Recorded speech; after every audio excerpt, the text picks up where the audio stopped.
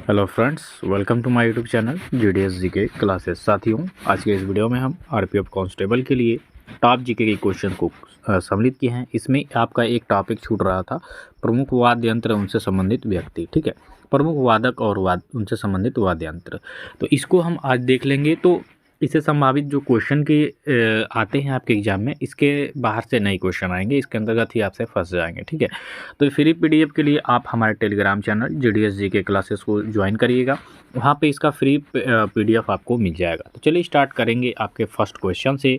Video पसंद आए तो लाइक कमेंट शेयर जरूर करिएगा। फर्स्ट क्वेश्चन है सबसे पहले कि सबसे प्राचीन वाद्य यंत्र कौन सा है। अब सबसे प्राचीन वाद्य यंत्र के बारे में बात करेंगे तो ये आपका वीणा है। देखिए, आपने माँ सरस्वती को देखा होगा, ठीक है, वीणा को बजाते हुए। तो जो वीणा है ये सबसे भारत का प्राचीन वाद्य यंत्र है। तो आपका यहाँ पे डी ऑप्शन करेक्ट हो जाएगा। इसके बाद आपका नेक्स्ट क्वेश्चन आ जाएगा कि संगीत यंत्र सितार का आविष्कार किसने किया था। तो जो सितार है, ठीक है, ये एक संगीत यंत्र है, वाद्य यंत्र है। इसकी बात करेंगे तो इसकी जो आविष्कारक हैं वो आपके अमीर खुसरो हैं। यहाँ पे आपका ए ऑप्शन करेक्ट हो जाएगा। अगला क्वेश्चन है कि निम्नलिखित में कौन मुगल शासक बीड़ा वादन के लिए प्रसिद्ध था। इनमें आप देखेंगे कि बीड़ा वादन के लिए सबसे फेमस मुगल शासक कौन था साथियों। तो इस ऑप्शन के अकॉर्डिंग आपका हो जाएगा औरंगजेब। ठीक है, औरंगजेब जो था ये वीणा बजाने में बहुत ही निपुण था। हालांकि इसने अपने राज्यकाल में संगीत को एकदम से बैन किया हुआ था, क्योंकि ये मानता था कि ये सब क्या है, इस्लाम के विरुद्ध है। तो इसने संगीत को बैन किया हुआ था। लेकिन ये जो औरंगजेब था ये आपका बीड़ा बजाने में बहुत ही निपुण था। तो यहाँ पे आपका सी ऑप्शन करेक्ट हो जाएगा कि जो कौन सा ऐसा मुगल शासक था जो बीड़ा के वादन के लिए प्रसिद्ध था।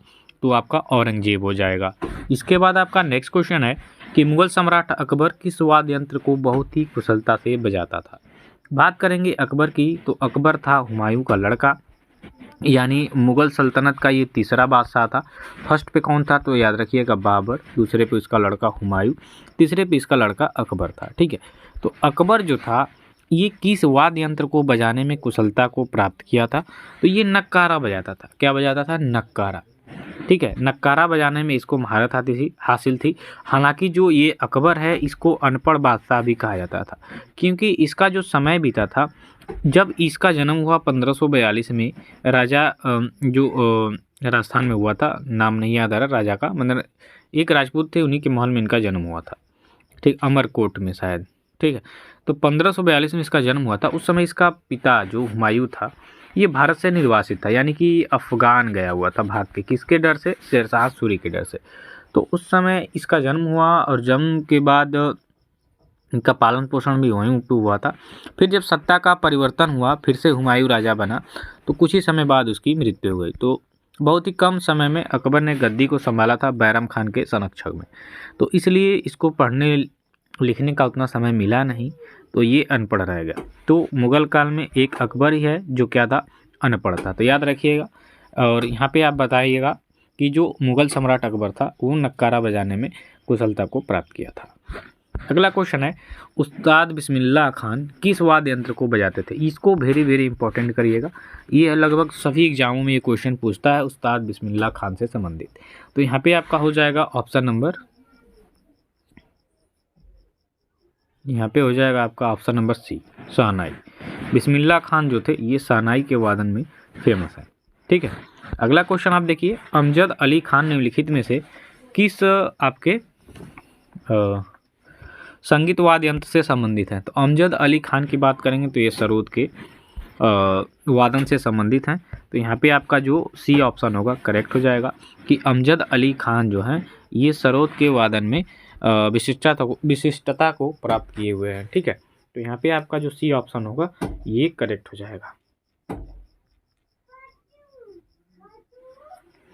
इसके बाद आपका नेक्स्ट क्वेश्चन आ रहा है कि बिलायत खान किस वाद्य यंत्र से संबंध रखते हैं। तो बिलायत खान की बात करेंगे तो बिलायत खान हो जाएगा आपके सितार से, कि जो बिलायत खान है ये सितार को बजाने से निपुणता प्राप्त की है। तो सितार इसका हो जाएगा ऑप्शन नंबर बी, कि जो बिलायत खान है साथियों ये सितार को बजाने में विशिष्टता प्राप्त किए हुए हैं। ओके, चलिए नेक्स्ट क्वेश्चन में आपका आएगा नीरू स्वामी पिल्लई का संबंध किस वाद्य यंत्र से हो जाएगा? तो नीरू स्वामी पिल्लई का जो संबंध हो जाएगा ये हो जाएगा आपके नाद स्वरम से। किससे? नाद स्वरम से। तो यहाँ पे आपका ऑप्शन नंबर सी हो जाएगा कि जो नीरू स्वामी पिल्लई है इनका संबंध किससे हो जाएगा? नाद स्वरम से। नेक्स्ट क्वेश्चन की बात करेंगे कि एस बालचंद्रन किस वाद्य यंत्र से संबंधित है? तो एस बालचंद्रन हो जाएगा आपके वीणा से। तो यहाँ पे आपका जो सी ऑप्शन होगा ये करेक्ट हो जाएगा। ठीक है, चलिए। हरिप्रसाद चौरसिया निम्नलिखित में से किस वाद्य यंत्र के लिए प्रसिद्ध है? तो हरिप्रसाद चौरसिया की बात करेंगे तो ये जिस वाद्य यंत्र के लिए प्रसिद्ध है वो वाद्य यंत्र है आपका बांसुरी। ठीक है, हरिप्रसाद चौरसिया का जो संबंध हो जाएगा ये आपके बांसुरी से हो जाएगा। तो यहाँ पे आपका डी ऑप्शन करेक्ट हो जाएगा। ठीक है, चलिए अगला क्वेश्चन आप देखेंगे कि वीजी जोंग किस संगीत के लिए प्रसिद्ध है?